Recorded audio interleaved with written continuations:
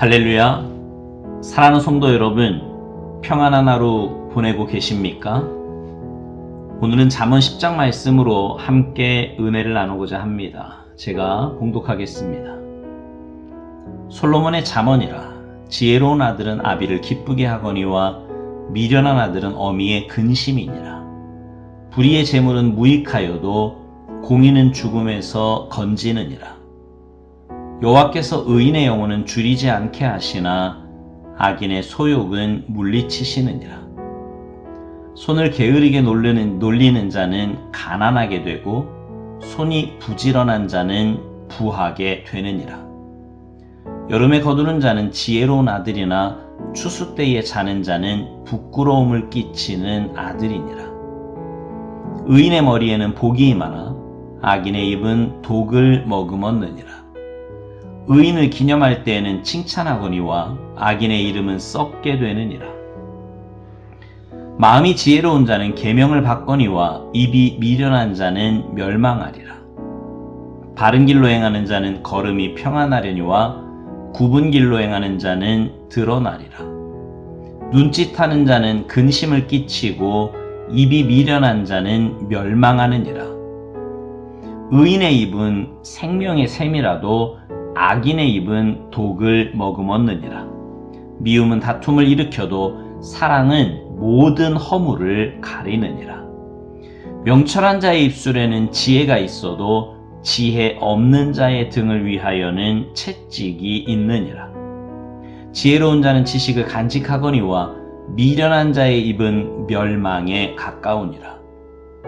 부자의 재물은 그의 견고한 성이요 가난한 자의 궁핍은 그의 멸망이니라. 의인의 수고는 생명에 이르고 악인의 소득은 죄에 이르느니라. 훈계를 지키는 자는 생명길로 행하여도 징계를 버리는 자는 그릇 가느니라. 미움을 감추는 자는 거짓된 입술을 가진 자요 중상하는 자는 미련한 자이니라.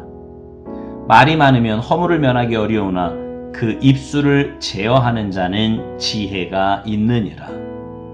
의인의 혀는 수능과 같거니와 악인의 마음은 가치가 적으니라. 의인의 입술은 여러 사람을 교육하나 미련한 자는 지식이 없어 죽느니라. 여호와께서 주시는 복은 사람을 부하게 하고 근심을 겸하여 주지 아니하시느니라. 미련한 자는 행악으로 낙을 삼는 것 같이 명철한 자는 지혜로 낙을 삼느니라. 악인에게는 그의 두려워하는 것이 임하거니와 의인은 그 원하는 것이 이루어지느니라. 회오리 바람이 지나가면 악인은 없어져도 의인은 영원한 기초 같으니라. 게으른 자는 그 부리는 사람에게 마치 이의 식초 같고 눈의 연기 같으니라. 여호와를 경외하면 장수하느니라. 그러나 악인의 수명은 짧아지느니라. 의인의 소망은 즐거움을 이루어도 악인의 소망은 끊어지느니라. 여호와의 도가 정직한 자에게는 산성이요 행악하는 자에게는 멸망이니라. 의인은 영영이 이동되지 아니하여도 악인은 땅에 거하지 못하게 되느니라. 의인의 입은 지혜를 내어도 패역한 혀는 배임을 당할 것이니라. 의인의 입술은 기쁘게 할 것을 알거늘 악인의 입은 패역을 말하느니라. 아멘. 여러분은 평소에 가정에서 대화를 많이 하십니까? 말은요, 자신의 마음을 표현하는 수단입니다. 그 말을 통해 내 마음과 생각을 상대에게 전달하며 진정한 의미와 삶을 함께 나누는 것이 대화지요. 근데 말은요, 하지만 대화가 아닌 것들이 있어요. 밥 달라, 돈 달라, 옷 빨아라, 아이는 학원 갔냐, 세금 냈냐, 이런 말은 이건 대화가 아니라 뭐예요? 이건 요구입니다. 요구하는 말만 있는 부부와 가정에는 웃음과 평안이 있을 수 없지요. 대화가 없는 부부는 위기를 극복할 수 있는 우정, 사랑이 없는 거예요. 부부의 우정은요, 로맨틱한 사랑에서 만들어지는 것이 아니라 살아가면서 두 사람이 나눈 깊은 대화 속에서 만들어지는 겁니다. 우리의 말에는 몇 가지 유형이 있는데, 입에 말이 있고요, 머리에 말이 있고, 가슴에 말이 있고, 혼의 말이 있습니다. 특별히 이 혼의 말이라는 것은 온몸으로 말을 하는 거예요. 상대방과 대화를 나눌 때 온몸으로 말을 하는 걸 혼의 말이라고 할 수 있습니다. 즉, 삶을 나누며 그 속에서 대화하는 거죠. 자, 예를 들어서 한 사람이 아파요. 근데 그 사람을 위로할 때 얼마나 아프냐고 진심으로 묻는 말이 환자에게는 물론 위로가 됩니다. 그런데요, 손을 꼭 잡아주면서 가슴으로 품어주면서 함께 눈물을 흘리며 얼마나 아프냐고 물으면 환자는 훨씬 더 위로를 받고 힘을 얻게 되는 거죠. 사람이 대화를 나눌 때 스킨십을 하면서 대화를 나누면 수십 배의 더 많은 공감대를 가질 수 있다고 합니다.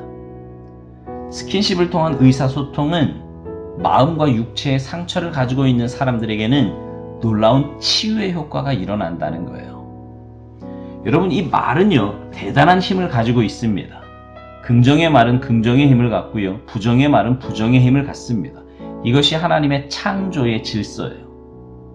온몸으로 사랑을 표현하는 말은 생명을 살리고 삶을 복된 자리로 만드는 에너지가 됩니다.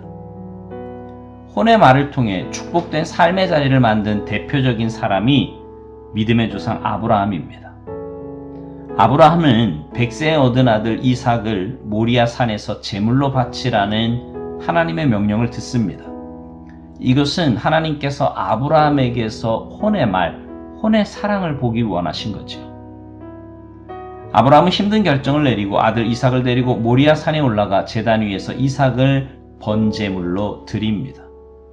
하나님은 드릴 수 없는 가운데서도 기꺼이 순종하는 아브라함의 그 혼의 말에 감동을 받으십니다.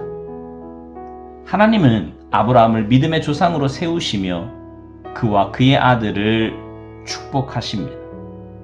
아브라함이 온몸으로 표현하는 하나님을 향한 사랑, 즉 혼의 말은 하나님을 감동시키는 말이었습니다.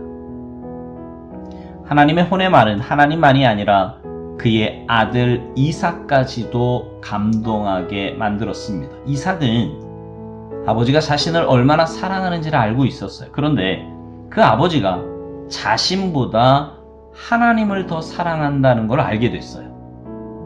이삭도 어디를 가든지 자신의 삶보다 먼저 하나님을 사랑하는 모습을 보이게 됩니다. 그것은 모리아 산에서 보여준 아버지의 혼의 말을 보고 감동한 아들이 이어받은 혼의 말이죠. 모리아 산에서 가장 큰 감동을 받은 사람은 사실 아브라함 자신입니다. 그는 온몸으로 하나님을 사랑할 때 하나님께서 자신을 위해 예비해 두신 축복이 얼마나 큰지를 확인하게 되었습니다. 자신에게 요구하신 시험은 더 큰 축복의 자리로 인도하시기 위한 하나님의 은혜라는 사실을 발견하게 된 거지요. 여러분, 온몸으로 표현하는 혼의 말은 서로를 감동시키고 서로에게 생명력을 불어넣어주는 힘이 있습니다.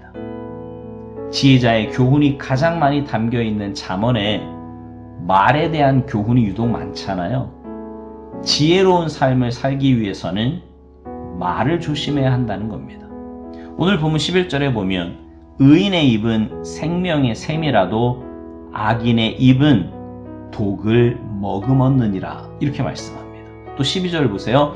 미움은 다툼을 일으켜도 사랑은 모든 허물을 가리느니라 이렇게 말씀합니다.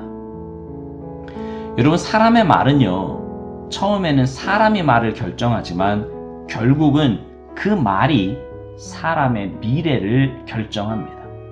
그가 하는 말을 들어보면 그 사람의 모든 걸 알 수 있어요. 요즘 사람들 재테크에 많은 관심이 있잖아요. 믿는 우리들도 물론 재테크에 대한 관심 가져야 되겠지만 더 관심을 기울여야 하는 영역은 영적인 테크, 영테크입니다. 근데 이 영테크에 있어서 가장 중요한 게 뭐냐면 바로 이 혀테크예요. 혀테크. 아무리 학식이 많고 좋은 집에 살며 좋은 음식을 먹어도 그 가정이 에덴 동산 천국이 되지 못하는 이유는 입에서 나오는 잘못된 부정적인 말 때문입니다. 그러나 삶의 여건이 조금 부족해도 그곳이 천국이 될 수 있는 것은 그 입에서 나오는 긍정의 말, 믿음의 말에 있는 거예요. 특별히 온 몸으로 사랑하는 혼의 말이 있는 그곳이 바로 천국입니다. 사랑하는 성도 여러분, 부정적인 말은 부정적인 관계를 만들어요. 부정적인 관계로 갈등과 고통이 있으면 거긴 바로 지옥입니다. 그러나 긍정적인 말은 긍정적인 관계를 만들고요. 특별히 긍정적인 혼의 말은 그곳을 바로 천국으로 만듭니다. 바라기는 우리 교회 모든 성도들이 긍정적인 혼의 말을 가지고 살아가면서 가정과 일터 그리고 우리가 머무는 자리와 교회에서 올바른 대화하기를 바라요. 그래서 그런 여러분을 통해 여러분이 있는 그곳이 천국이 되는 천국으로 만들어가는 은혜가 있게 되기를 주님의 이름으로 축복합니다. 아멘.